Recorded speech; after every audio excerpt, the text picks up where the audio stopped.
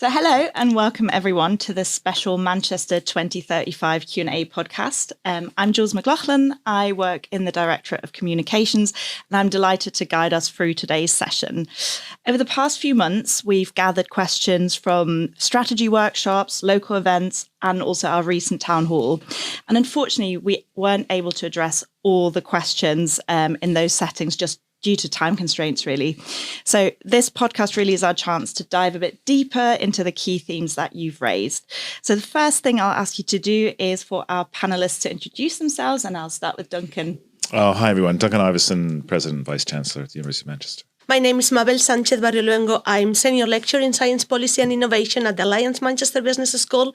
And my research is around the role of universities, how they as organizations contribute to regional development, economic growth, and what we do really. Brilliant. And Mark? Hi, everyone. I'm Mark Healey. I'm Professor of Strategic Management, and I'm the head of the Innovation Management and Policy Division of Alliance Manchester Business School.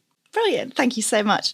So we'll use our time together to explore the questions and concerns that our colleagues have highlighted. And to make sure we have the maximum amount of time for questions, I'm going to just dive straight in. So the first question is for you, Duncan, and it's come from the School of Natural Sciences, so in FSE. And the question is around the university also had a 2020 strategic plan, which it failed to fulfill in many respects. So examples given here are being 90% on student satisfaction in the NSS, being in the top quartile of the Russell Group. So why will 2035 be different? Yeah, great question. And I guess the proof will be in the pudding, so to speak, right? So I think in terms of teaching, the outcomes just weren't acceptable, right? We're at 75% positivity. That's a long way away from our goal. And we're in the bottom quartile of the Russell Group. So that's a long, long way from our goal. So everything we're talking about in the TNL space is not exclusively to do with NSS or one aspect of the student experience, but thinking about our teaching and learning in the round and in the whole. And maybe that's something that we just haven't done as an institution in a systematic enough way in the past. I mean, we needed to do some things right away, I thought, because when I arrived, that was clearly a problem, and it's just not acceptable to have those outcomes, as I've said in a number of forums. But as I've been listening to people, as I've been learning more about our teaching and learning framework, as I've been thinking more about our offer to our students, I think what we need to do is take a systematic approach. So some of the big ideas that are emerging around our kind of embracing a digital framework for our teaching and learning, the flexible learning work that Dan and others have led, but also thinking about how we support our teachers, how we think about our curricula, the big idea around service learning that's beginning to emerge.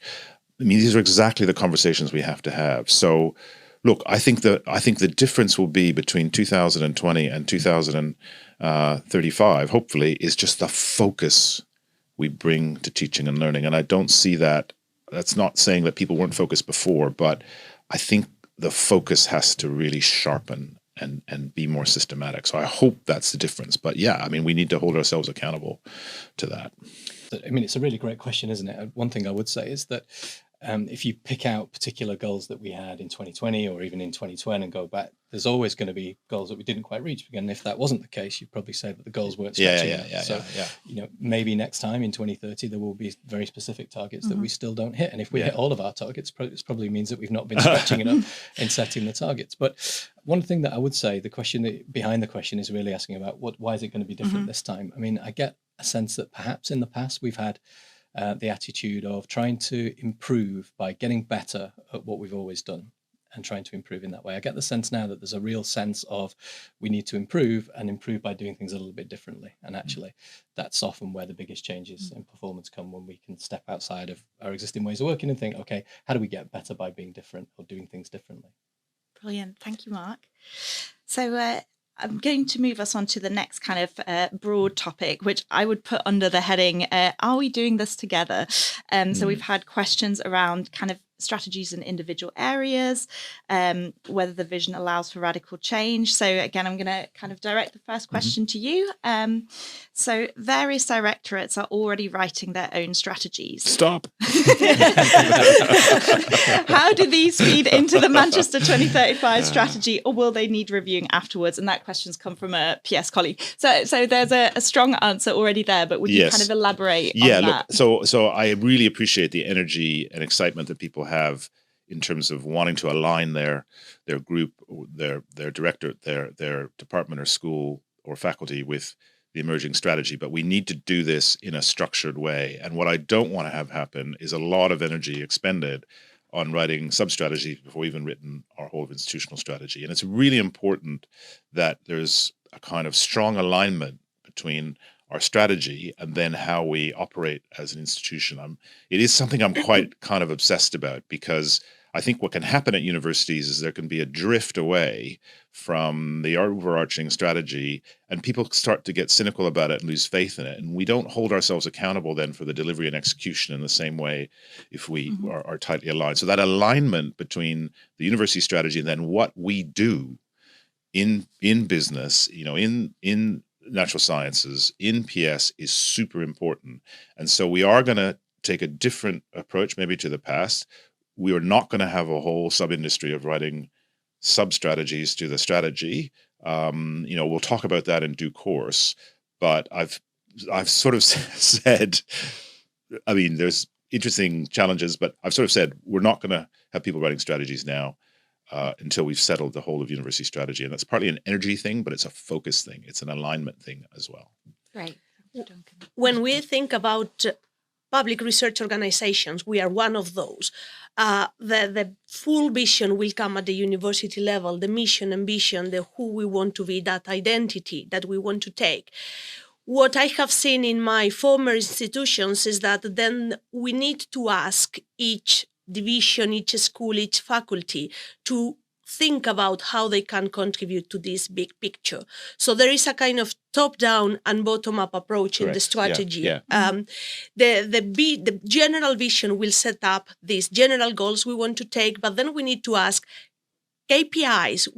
How are you going to contribute to that big picture? And that needs to be reported back to the full vision that the university is taking, because that's the only way to make sure that when we arrive into 2035 and we think back, have we achieved our goals? We all going to say, okay, we contribute in that small bits, and that make our strategy successful. So what's really important, sorry, George, what's really important is this, I don't want to be misunderstood. It's not that we don't need a really strong bottom-up response to strategy. It's quite the opposite. And I actually think sometimes that kind of sub-strategy thing can get in the way of the right kind of bottom-up engagement we need. So it's not a top-down bottom-up thing. It's actually creating the right framework within which for people to respond and think through and help us enable that strategy then to be delivered, which, as I keep saying, is just as important, even more important than the actual why of the strategy, as I put it. Yeah, I mean, the message is not really to stop thinking about the strategic issues and how we respond to them and the implications for your particular area, really, but to direct that energy and those ideas into the process so that we can feed it in and make those decisions. I think I made the point at the town hall that really effective organizations are those not that always act in a top-down way, because nobody at the top has all the answers, but actually allow the information from all different parts of the organization to flow up into that decision-making process, so that people are alive to opportunities and they know what's going on in different areas with different technologies. And that's what we're trying to do with the process. Yeah. So to throw a slightly provocative question in the mix then, can the university even be radical in its future vision and position? Are we the kind of organization that can achieve that? And that's a question from AMBS, so from colleagues. Good question. I love it. Yes, I think we can be radical.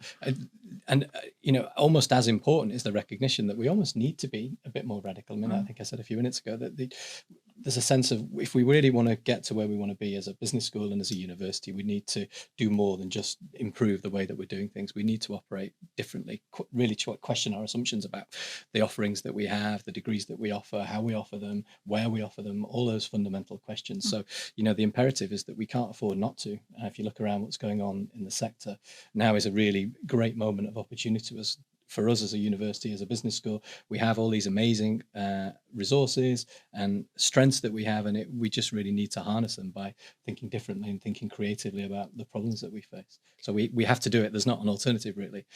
I disagree a bit on that, Mark. Okay. I think we can be radical, but we cannot be fully radical. Right. There are some basic of what we do as an institution. I think it's what Duncan has called fundamentals. Foundations. Yeah. We need to do teaching and we need to do research. It's part of the core of activities we do, and we cannot change that. It's how we do it, probably, what we need to be updated into the century and the speed market that we see, how it changes, and what are the external challenges and pressure we need to react to.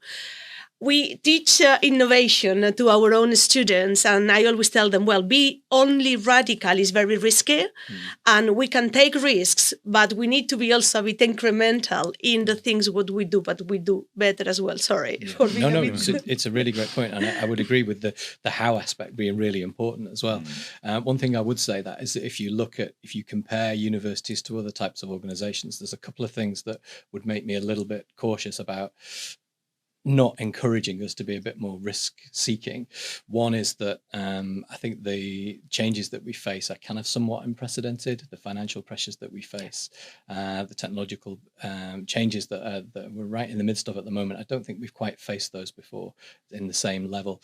The other one is that universities, by their nature, tend to be quite conservative. So actually, if we were trying to push things just gently in one direction, from being relatively conservative and thinking that what we do is always great and always fine, towards questioning what we do and doing things a little bit differently, I would probably be trying to nudge us a little bit towards doing things differently. Yeah, but I take your point. We're not going to stop doing research. We're not going to stop teaching degree programs, right? So I'm going to move us from can we be radical to are we ready? So we had quite a few questions around the right organizational culture and what that culture looks like.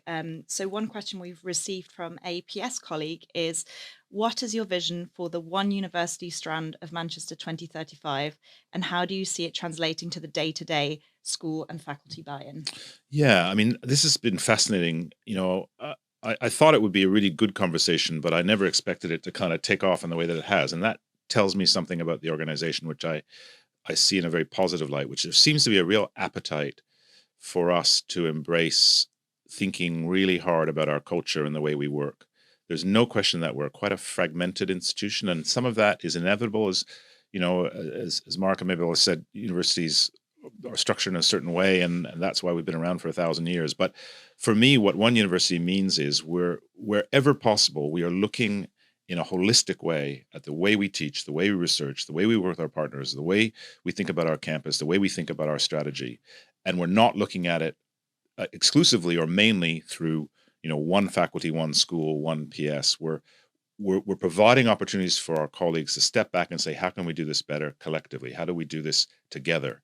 And there's two critical reasons for doing that, I think. One is a sort of just pragmatic, that's how we're going to survive, because we're moving into a very different financial sort of environment for universities where endless growth, which has been the case, for the last 10 years, is now over, and we're going to need to grow in new and different ways, but be absolutely ruthless, and I mean that in the sort of thinking sense, about our resources and how we optimize our resources and how we find ways to keep investing. But secondly, I think great universities are going to be the ones that harness their research and teaching and partnership capabilities in really creative and innovative ways. That's what I think a great university is going to look like in 2035, where people see us harnessing the different research strengths and capabilities we have, incorporating our student experience into that, working with our partners, being more porous, being more open as an institution. So to do that, we need to get better at working collectively in a way that we probably haven't before, and maybe haven't needed to before. So to me, that's the opportunity. Not easy, and certainly that's been some of the feedback to me so far has been, you got to fix that group.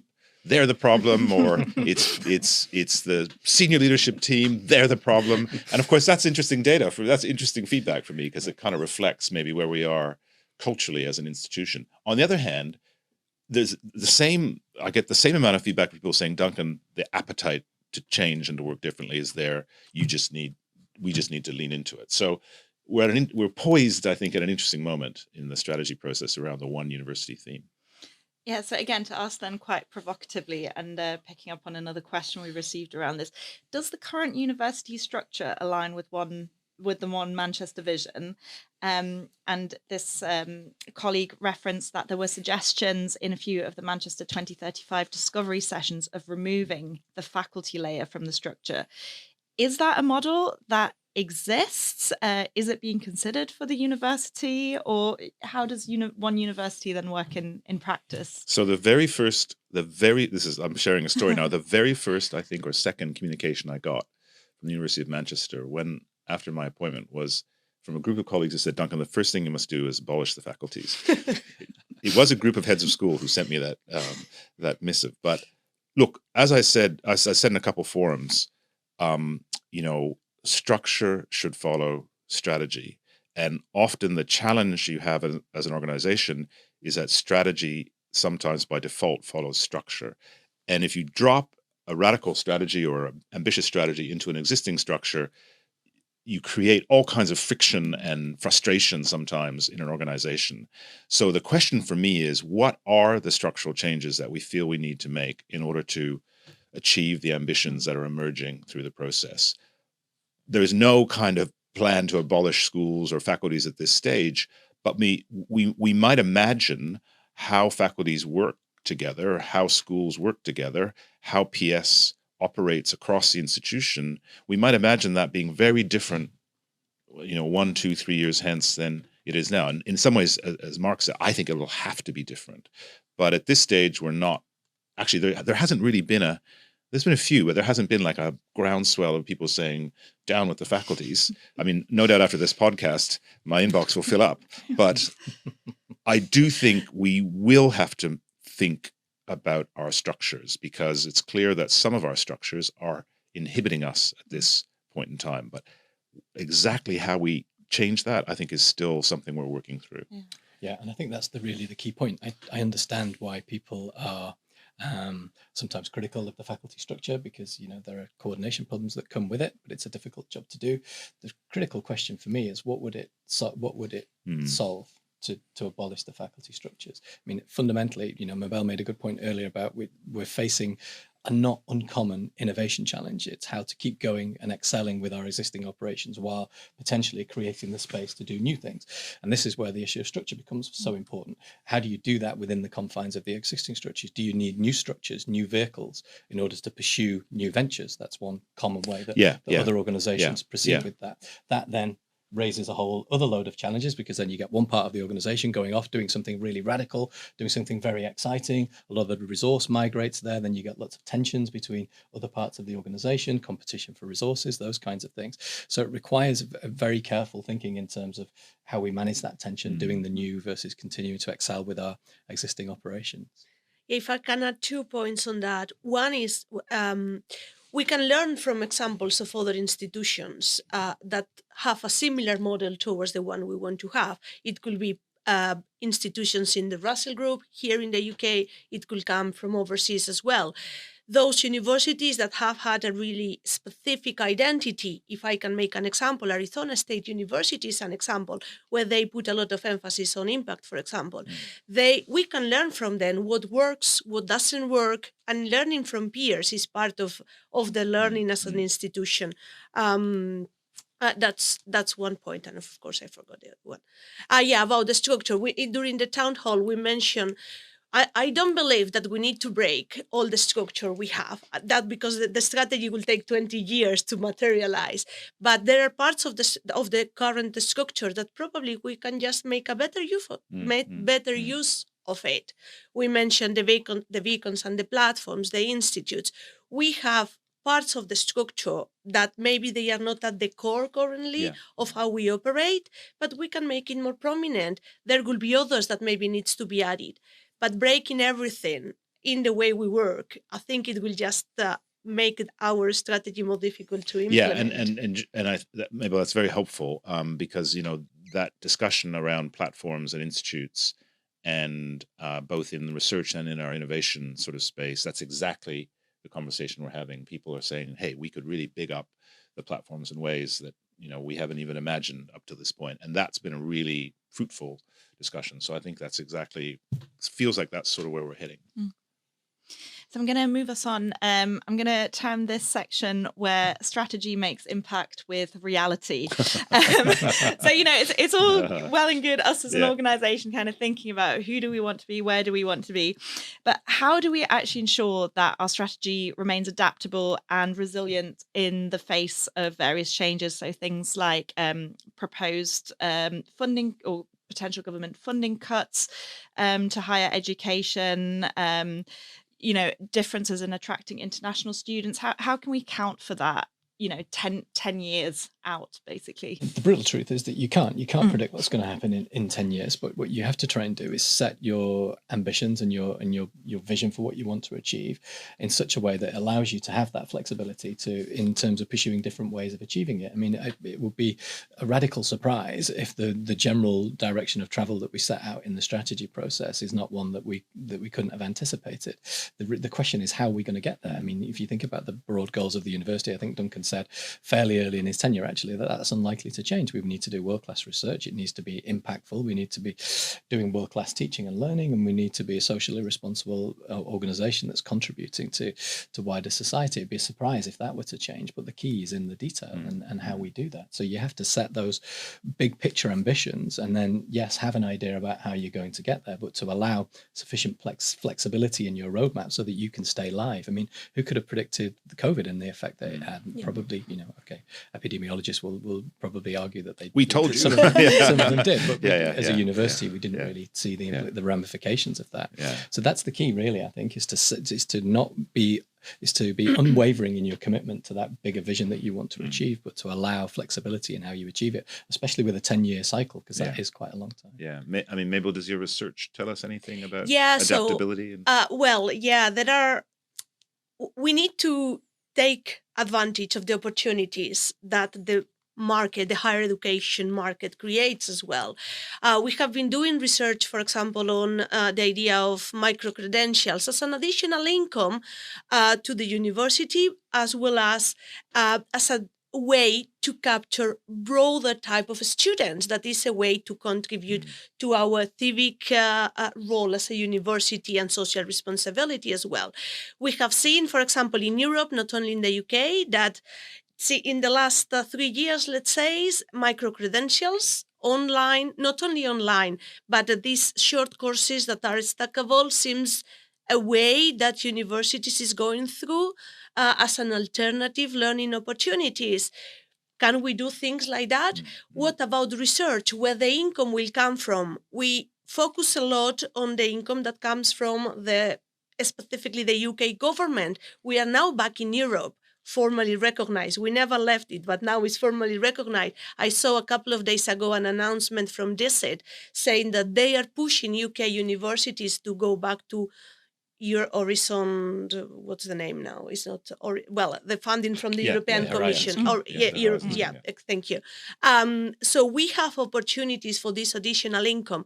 But I need to say that for some of these grants, big grants at the European level or even abroad, we need a huge support staff helping with that. So we need to think that without the professional staff that will help us to apply for larger grants or helping with the administration of our teaching activities, it will be very, very difficult really to accommodate all these potential opportunities. Yeah, I mean, as Mark said, I mean, the strategy process that we've kicked off has been informed by some hypotheses about the future, right? So we think, research will be, as one of your colleagues put it to me, big themes, big teams. We think teaching and learning will be more personalized, more experiential, more skills-based than ever before. We think it will need to be more flexible and more sort of stackable, as Mabel said. We know that we're going to have to be better at partnership than ever before, because a lot of where there is new funding, it's all about partnering up, whether it's with government, whether it's with industry, whether it's community organizations. And we know geopolitically, we're in a much more volatile period, right? Like, I guess you could argue colleagues in politics say we're never in a non-volatile period, but I think we're in a particularly intensely volatile period for higher education globally. So we have made there's some hypotheses that's informing the strategy. And I think if we get it right, then we'll be an organization that can better respond to the world we're in than we perhaps were before, or at least oriented to what we think the future will bring, than perhaps we were before. It's quite funny. I had a fascinating conversation with one of our donors the other night, and he said, "Duncan, 10 years isn't enough. You need to have a 50-year strategy." I said, man, it was hard enough to get 10 years across the table, let alone 50. But he was onto something. Actually. Yeah. Well, one thing about large organizations is how bureaucratic and rigid sometimes they become, and that relates to our own structure, as we were mentioning. Again, coming back to our own teaching, to our own students, when we speak about innovation in large organizations, we said, well, they really need to create specific mechanisms for the innovation and creativity to take place. If not, it just becomes so rigid, the organization itself, that it will be very difficult. I think that applies to us. Yeah, I couldn't We agree are more. really large organizations, so without the right structure and the right mechanisms, it will be difficult to achieve that strategy. Yeah, and getting back to Mark's point, I am really interested in how we create, not necessarily breakaway things, but how do we get innovation going within the university in ways that hopefully allow us to scale it and iterate it? And I think that's a really interesting challenge. And we're already experimenting with that. The Manchester Online work that Dan George and the team are doing around online is a version of that.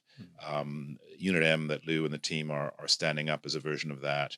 And we I think we need to take more risk and be more experimental in that way, because you're right, that's our biggest risk. The centrifugal force, or without getting too complex here, the second law of thermodynamics means that entropy always kicks in. You're always pulled, energy is always seeping out of the system. So how do we keep, energy coming? And, Frank Gels, your colleague, has done some really nice work around how innovation helps drive, change in relation to climate.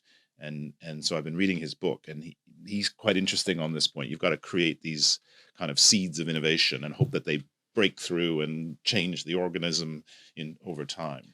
Yeah, that's absolutely right. And the critical bit there, and where human systems are a little bit different from natural systems, is the role of learning in that, and learning in the mindful sense. And one of the challenges for us as we try these new things and working in different ways, new ventures, the types of things that Mabel alluded to, is what we learn from that, and the speed of how we learn from that. So if we do pluck up the courage to try something and to appropriately resource it, that's not, when you've done that, that's not the point to stop. That's the point actually where you really look hard and reflect on, has this worked? Has it been received well by students in the marketplace? Has it not worked? If not, why not? Maybe it's worked for another university. Maybe it works for Arizona State, doesn't work for us. But that's the point at which you then think, okay, what do we learn from this? And how do we get together as a community and think, well, we tried that, it didn't work. Let's move on. Let's try something different. Yeah. And that's the one of the key challenges that many organizations really struggle with. It's often much easier to learn the wrong lessons than to learn the right ones from those sort of little pockets and seeds of innovation. So let's turn to at least what a colleague in SALC has identified as the elephant in the room, and that's our reliance on international students and our Chinese market in particular. So how can we create a strategy that incorporates flexibility and resilience in that regard? Yeah, look, it's a great question. And, this is one of the kind of geopolitical and organizational challenges we've got. 40% of our students are international. So we're neither a university that has the highest proportion of international students, but we're in that sort of upper tier. There are other universities that have more. And we have, close to 10,000 students from mainland China and other territories. And of course, these are wonderful students. They bring so much to our campus. It's amazing to welcome them every year. But the world is changing, and China is changing. I think, prediction's a mug game, but my sense is that, and all our intelligence tells us, that the floor is not going to drop completely away in that market. There's certainly a flight to quality. And as long as we continue to focus on delivering high quality programs and providing a great experience, I think we'll still see students coming to us, and we'll still be able to have that kind of profile that we want. But we do need to be thinking about the future in which international students have a different profile of international students, and we interact with those markets in new and different ways. So we need to look hard at our postgraduate teaching offer, for example. So we've kicked off a review. We need to look hard at our undergraduate, the student experience, which we talked about earlier, to make sure the students are having a genuinely great experience. And one thing I've learned is we have a lot of work to do in that space. Some schools and faculties, some schools are doing a brilliant job, but as an institution, we've got more to do. Final point, some people think that, that the international student market kind of just blossomed overnight, but it was actually a long period of hard work that built the current situation where we see families in East Asia and in Southeast Asia and China coming to the UK and North America. It took a lot of work. It took a long time. So we need to take the same attitude towards new markets and new opportunities, right? It's going to take time. So the real challenge is, can we work through this transitional period and keep everything afloat at the same time? And that's the reality that's hitting the higher education market in Britain, right, in the UK right now. Some universities are not able to do that, and it's pretty brutal. And we need to be really thoughtful and strategic and prudent about the next few years, and not be complacent, because we're not immune to those challenges either. Yeah. I think one of the most interesting words that Duncan used there was diversification. Yep. And this is just my own view, not the university's view, but I will give it for what it's worth. I think that's going to be so important for us, and in particular, diversifying our sources of income. I think that's so important for us. And if you think about what diversification means in really simple terms, there are the two types of it. One is we diversify in terms of where we essentially sell our existing offerings. In other words, we diversify on the market side. We look to other markets, emerging markets, to potentially compensate, not just for the downturns in China and India, but for future downturns that might hit particular markets. We have tended to be quite concentrated in terms of reliance on particular markets, although I would agree, if you look at certain areas, look at the business school, for example, we've worked really hard to diversify. I think we can do more on the market side. The other side of the equation is what we can do to diversify on the supply side. Correct. And I think this is where we have a lot of scope, actually. I think when you say, I will pick diversification as well as a keyword, but I think there is some other layer. So it's not only diversification in terms of the geographical markets where our students will come from. It's also within who is the average student, and I mean by age, for example. So if on average our students tend to be, 18 to 21, 22 years old when we think about undergraduates, that is changing in the market as well. Absolutely, and that's where our potential online offer will have a say. We are seeing a lot of requirements on upskilling and reskilling of people that is working. And with the speed of new technologies, for example, we know AI is one of them, but that applies to many other digital technologies that have been developed in the last 5 to 10 years. There is a huge need for reducing the shortages in the skills that the labor market require. That applies to our own students and graduates, the most younger ones, but it will be a way to contribute to society and thinking, who else? How can we diversify? That could be, somebody 35 years old that wants to change a job. Yeah. And they just need to reskills themselves, think a bit, okay, maybe I need something on management because I now want to take, a more managerial role in the type of activities I was doing. I think we have a huge market in that way. That does not necessarily be international. It could be both national and international. And that's where things like online teaching could help. And that relates to your point about the offer we have. So we've had a question around kind of career anxiety, workloads and anxiety around continuous change. How can we address that to make sure that colleagues aren't feeling a huge amount of anxiety around change? One topic we spoke about during the town hall was about careers, specifically the academic careers. To be honest, I'm not fully aware of the PS side. So specific thinking on academic careers and what are the expectations that academics need to achieve. That's particularly important for our early career colleagues that are starting that journey.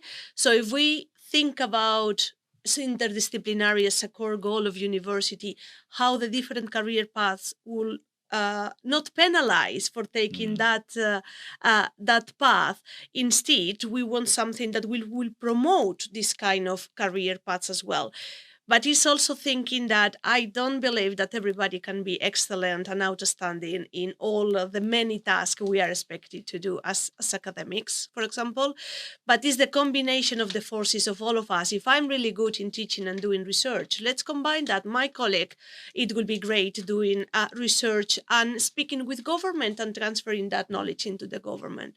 So the anxiety, I think, comes from thinking that we need to do all, and we do all those tasks at the maximum level we can with a 24 hours day, in a way. I think new kinds of career pathways are opening up in both the PS and academic world. And in a funny way, in some cases, they're moving closer together. So you have highly skilled PS staff who are helping researchers get the most out of very sophisticated infrastructure and equipment, for example. And increasingly, you have academics who are really enjoying engaging with government and influencing policy in a way that perhaps was the preserve of a particular kind of policy kind of person. So that's kind of exciting to me. And I think we have to be a university where we're thinking about that take a bit more risk around that and think of different kinds of profiles.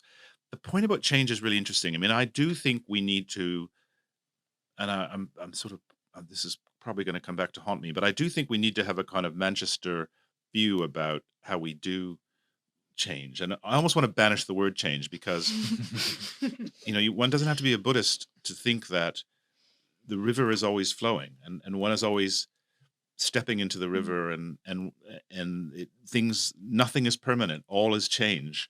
And I don't mean to be facetious. That probably sounds a bit facetious, but I do think it's just the reality of the world and the sector we live in. Sometimes it's self-imposed and we need to own that, be accountable for that, as colleagues said in the meeting, and learn, as Mark said, how we can do it better next time.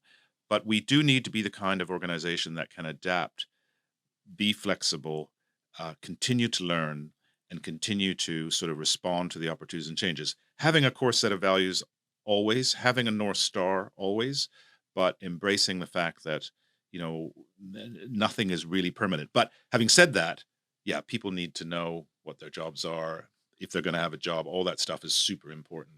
But I do think it's us becoming a better learning organization. I really believe that. As I've been saying around the place, let's not embrace that kind of blame culture. And of course, we should hold people accountable when things go wrong. Leadership should be accountable. We should be accountable to each other. But great organizations are characterized by high levels of trust and high levels of accountability. The two things go together.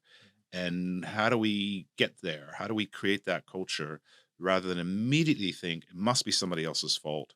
And, they're the problem, not me. That's a cultural challenge, I think, for us. Yeah, I think just on that issue of kind of the change anxiety, one observation that I would make, again, just my own observation, is that often that anxiety comes because people aren't clear on why we're trying to change, whatever it is that we're trying to change.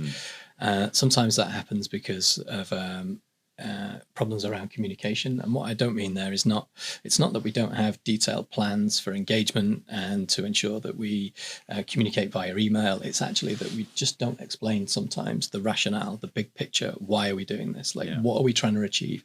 Even if we think that reason is going to be potentially contentious, even if we fear that people won't necessarily buy into it and will challenge it, that's okay. That's fine, right? Yeah.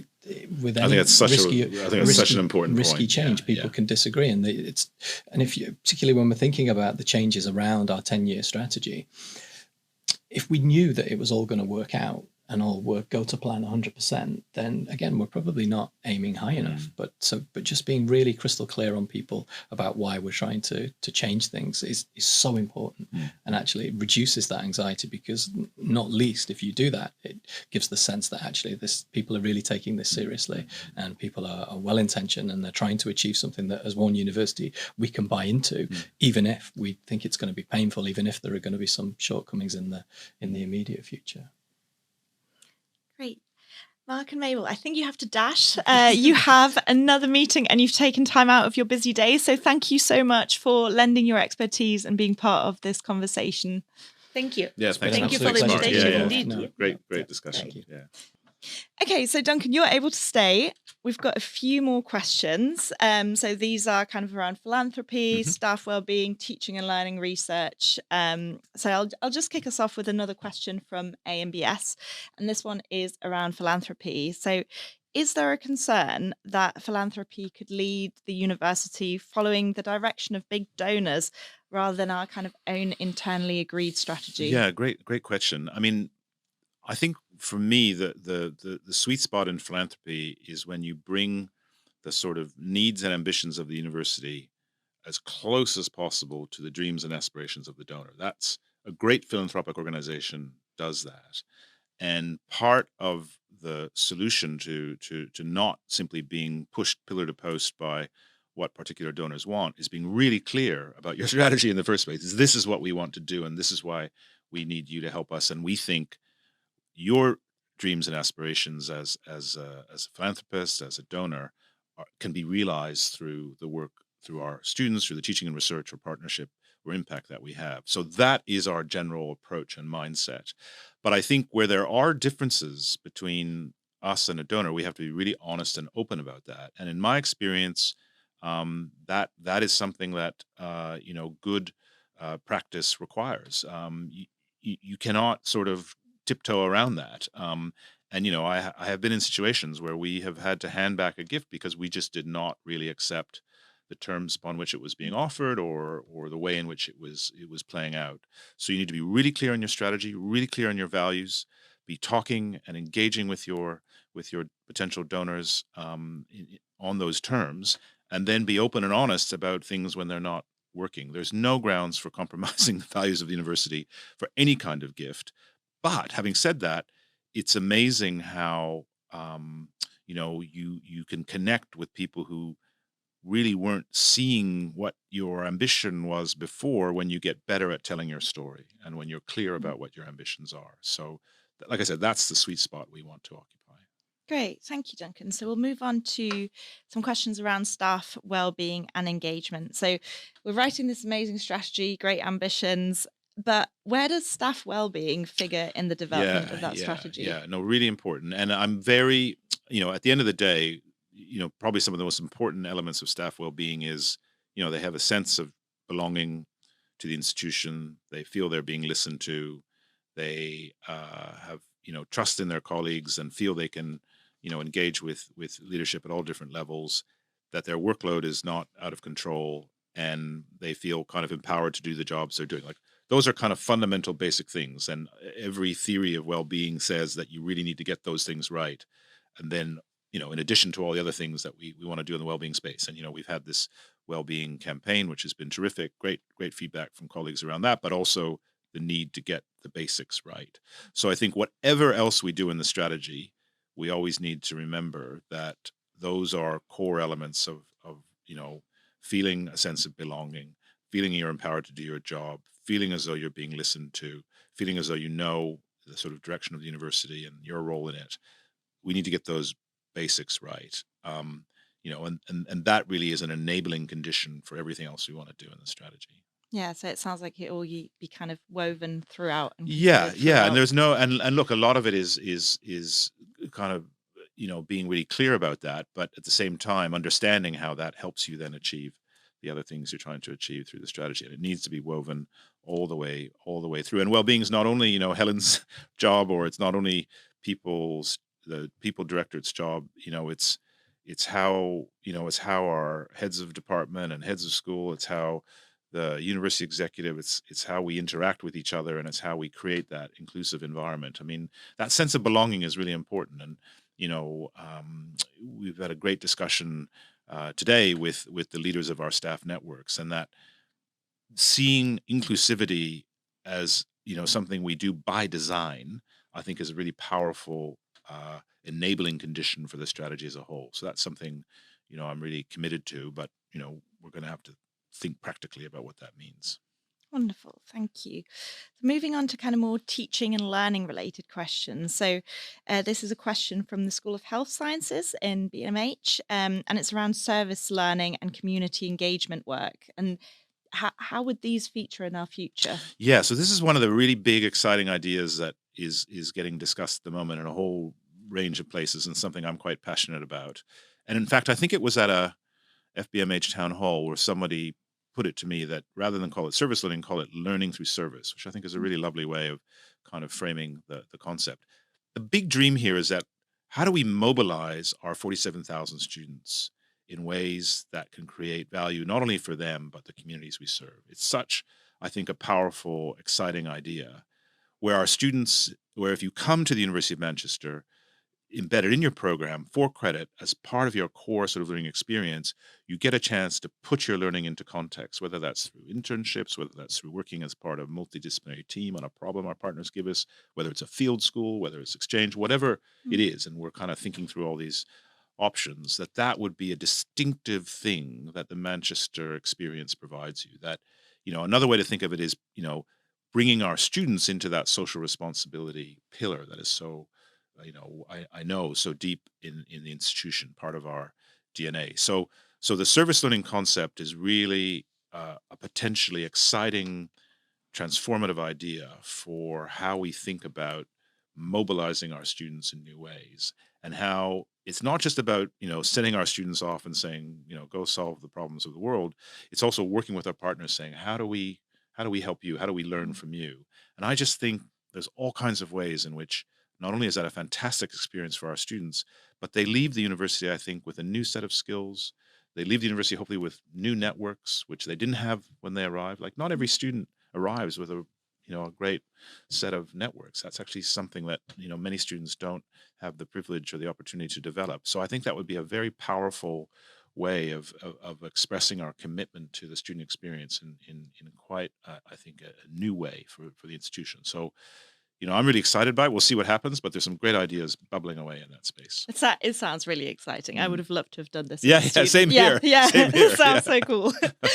So the next question is from the School of Engineering, FSC, and it's around addressing the disparity between teaching and research. So in terms of reward and priority.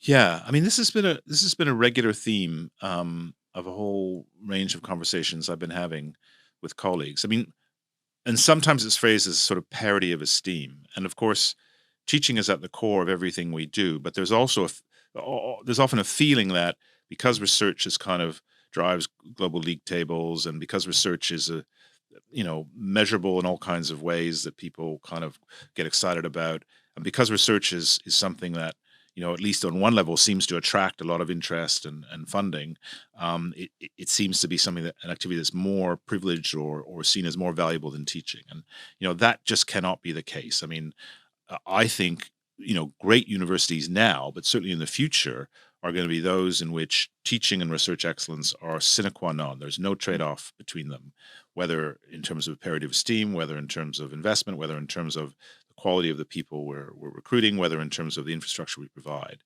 And of course, in the UK, teaching is kind of the way, we kind of make the place run, sort of pays our salaries and whatnot. So that's not the main, reason for caring about it, but we care about it because of the transformative experience for our students. But so I think this is something we need to really be open and honest about. If colleagues do feel that there's a lack of parity of esteem, where is that coming from? Why do people feel that way? I mean, one reason why people might feel that way is because of our relative underperformance in teaching and our inability to turn that dial. So I think that's a great project for us to address collectively. And I think I feel confident that if we are able to start turning the dial, improving our student experience, again, like these ideas around service learning or learning through service, through our digital campus, I think that's a really exciting collective project that will really lift, our commitment to teaching, the intersection between teaching and research. One big idea in the research domain, for example, is to bring our students more into the multidisciplinary research agenda of the university. These are ways that build bridges between colleagues, between students and researchers, and really position the university in, I think, a really powerful place for our partners and for others who are looking and seeing what's Manchester's sort of commitment to its students, what's Manchester's, how does it bring its students into its sort of research activities. And I think that's a great collective project for us. Great. I'm going to attempt my own bridge and bridge us over to a research-related question, which is our final question for today. So how can we best use the Manchester 2035 process to ensure continued support and investment in groundbreaking research to create real-world impact? And that's from the School of Engineering and FSE again. Yeah, so great question.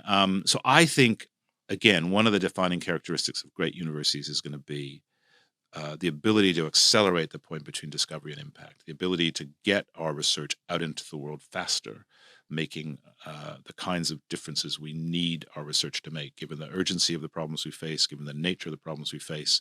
So I think it's that multidisciplinary at-scale opportunity we have as a large university that is going to be really critical to our future success and flourishing. And it's something that we can do in a way that other universities, I think, can't, just given the scale of the university, given the sort of legacy here, given the infrastructure we have, given the kind of strong sense of place we have as an institution and our ability to connect with the community around us, and also given our kind of global position and our ability to attract amazing colleagues and students to our campus. So I really think it's seeing our challenge as one of preserving the absolute critical importance and preciousness of discovery-led research, whilst at the same time sort of accepting the challenge of getting it out into the world in new and creative ways. I think that's an amazing sort of agenda for us as an institution. I think it is something that we have a really distinctive role to play, not just in the UK, but globally if we get it right. And so I'm really excited that this, Colette and others in the research space at the moment are really thinking hard about how we do this. And I think, there's a huge opportunity. Think about the future of healthcare. We've got to find a way where our engineers are working with our biomedical researchers, but also our humanities researchers are thinking about, the way in which we develop, human-centered sort of healthcare systems. There's just so much work that will require that multidimensional, sort of disciplinary approach, and we have a distinctive contribution to make in that space, I think. Brilliant. Thank you, Duncan. That brings us to the end of today's Q&A. So huge thanks to you, yeah, my pleasure. but also great Mark questions. and Mabel for sharing their insights. Yeah, great questions. Thank you to all the staff, I guess, who submitted all these really thoughtful questions. Amazing. And we'll keep figuring out how we answer these questions as we roll along in the weeks and months ahead. Yes, because there's been a huge amount. We've tried to kind of pick the ones that people seem most interested in, where we can see, there's themes people are really looking to find out more about. But yeah, there still might be some questions we haven't managed to get to. Sure there are. Thanks, Jules. Right, bye, Duncan.